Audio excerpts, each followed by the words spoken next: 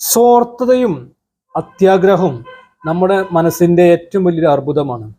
ഈ രണ്ട് സ്വഭാവങ്ങളുള്ള വ്യക്തികളും ഒരിക്കലും അവരുടെ ജീവിതം ഒരു നല്ല രൂപത്തിൽ മുന്നോട്ട് പോവുകയില്ല.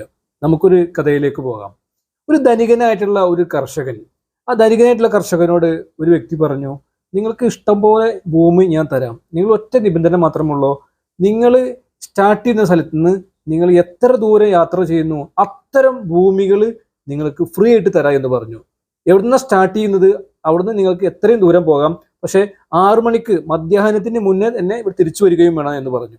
പറഞ്ഞ പ്രകാരം തന്നെ ഈ ധനികനായ അത്യാഗ്രഹിയായ കർഷകൻ നടക്കാൻ തുടങ്ങി. എത്ര ഭൂമി കിട്ടുമല്ലോ, ഫ്രീ കിട്ടുകയാണല്ലോ. ഇഷ്ടംപോലെ നടന്നു. പക്ഷെ ഈ നടത്തത്തിൽ ഇടക്ക് ഇദ്ദേഹത്തെ ഒന്നും മറന്നു.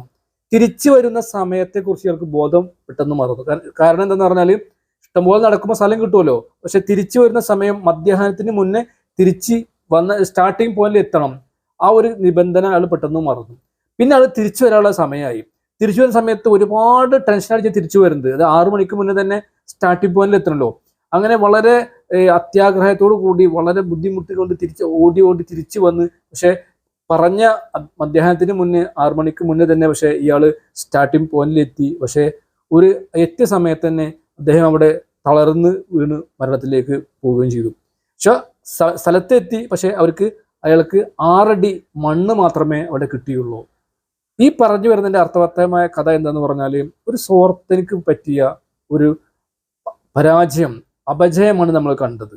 നമ്മൾ മനസ്സിലാക്കേണ്ട പാഠതാണ്, സ്വാർത്ഥത നമ്മുടെ ജീവിതത്തെ നശിപ്പിക്കും.